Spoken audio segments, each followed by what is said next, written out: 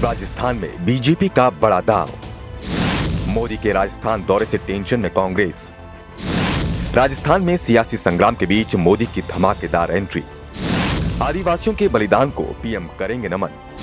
कांग्रेस की 13 सीटों पर लगाएंगे सेंध। राजस्थान में इस समय सियासी संग्राम अपने पूरे चरम पर है। कांग्रेस के दिग्गज नेता आपस में एक दूसरे के खिलाफ खुलकर खड़े हो चुके हैं। पार्टी के विधायक और मंत्रियों में भी पूरी तरह फूट पड़ चुकी है। ऐसे में सरकार के ताबूत की आखिरी कील ठोकने के लिए प्रधानमंत्री नरेंद्र मोदी ने भी राजस्थान के अंदर धमाकेदार एंट्री करने की तैयारी कर ली है।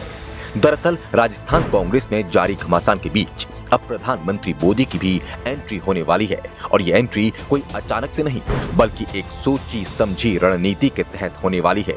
आपको बता दें कि प्रधानमंत्री मोदी कुछ दिन पहले राजस्थान में पहुंचे थे, जहां उन्होंने 7,000 करोड़ की परियोजनाओं की सौगात लोगों को दी थी। लेकिन लेट पहुंचने की वजह से प्रधानमंत्री मोदी ने एक मिसाल पेश करते हुए माइक से सभा को संबोधित नहीं किया और किसी भी तरह का मीडिया टेंशन लेने से बचते नजर आए। इसके बाद में प्रधानमंत्री मोदी ने 3 बार हाथ जोड़कर सर झुकाकर राजस्थान की जनता से माफी भी मांगी। उन्होंने कहा कि मैं माफी चाहता हूं कि मुझे देर हुई, लेकिन मैं नियमों का पालन करते हुए माइक से संबोधन नहीं करूंगा।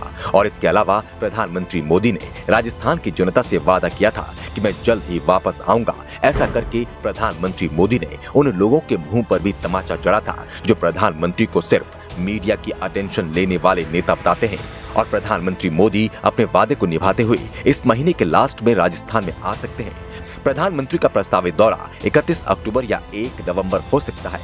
चलिए अब आपको इस दौरे के कुछ सियासी समीकरण भी बताते हैं कि किस तरह से प्रधानमंत्री मोदी अपने इस दौरे से कांग्रेस की 13 विधानसभा सीटों पर जबरदस्त प्रहार करेंगे। और इसके अलावा ये दौरा केवल राजस्थान ही नहीं बल्कि मध्य प्रदेश और गुजरात के लिए भी काफी अहम रहेगा। राजस्थान, गुजरात और मध्य प्रदेश के बॉर्डर पर बड़ी संख्या में बसे हुए आदिवासी हमेशा से ही राजनीतिक दलों के लिए एक बड़ा वोट बैंक रहे हैं और इन तीनों राज्यों में अगले 1 साल के अंदर चुनाव होने वाले हैं, जिसकी वजह से कांग्रेस और बीजेपी के बड़े नेता यहाँ के हैं। इस साल की मई में कांग्रेस के बड़े नेताओं ने यहाँ पर एक रैली की थी, जिसके बाद अब सूत्रों की माने तो प्रधानमंत्री नरेंद्र मोदी इस महीने के लास्ट में बांसवाड़ा में जनसभा करेंगे। इसके साथ ही आपको ये भी बता दें कि राजस्थान के अंदर करीब 1.25 करोड़ आदिवासी रहते हैं, जो कि किसी भी पार्टी के लिए बड़ा वोट बैंक का काम करते हैं। राजस्थान, गुजरात और मध्य प्रदेश की सीमा से सटे मानगढ़ में प्रधानमंत्री मोदी की सभा हो सकती है। मानगढ़ का एक विशेष महत्व इसलिए भी है क्योंकि यहाँ पर वीर आदिवासियों ने अंग्रेजों के खिलाफ संघर्ष करते हुए एक बहुत बड़ा बलिदान दिया था। सन 1913 में यहाँ पर करीब 1500 आदिवासियों ने अपना बलिदान देकर वीर गति को प्राप्त हुए थे। लेकिन उसके बाद भी इतने साल गुजर जाने के बाद अभी तक इस बारे में ज्यादातर लोग नहीं जानते हैं। इसी लिहाज से प्रधानमंत्री मोदी की ये यात्रा काफी अहम मानी जा रही है, क्योंकि बीजेपी के मुताबिक जिन आदिवासियों को अपने बलिदान का सम्मान नहीं मिला था, उन्हें वही सम्मान दिलाने के लिए प्रधानमंत्री मोदी यहाँ पर यात्रा करने वाले हैं। अगर राजस्थान के अंदर आदिवासी सीटों की बात की जाए तो विधानसभा में करीब 25 सीटें आदिवासी जनजाति के लिए आरक्षित रहती हैं, जिसमें से 13 सीटों पर फिलहाल कांग्रेस का कब्जा है। और प्रधानमंत्री मोदी और बीजेपी की कोशिश यही रहेगी कि हर हाल में कांग्रेस से इन 13 सीटों को वापस छीना जाए, जिससे कि आगामी विधानसभा चुनाव में बीजेपी और भी ज्यादा मजबूती के साथ सरकार बनाने के लिए सक्षम हो। इसके अलावा आने वाले समय में गुजरात में और मध्य प्रदेश में भी चुनाव होने वाले हैं, जहां पर आदिवासी वोट बैंक काफी बड़ा रोल अदा करता है।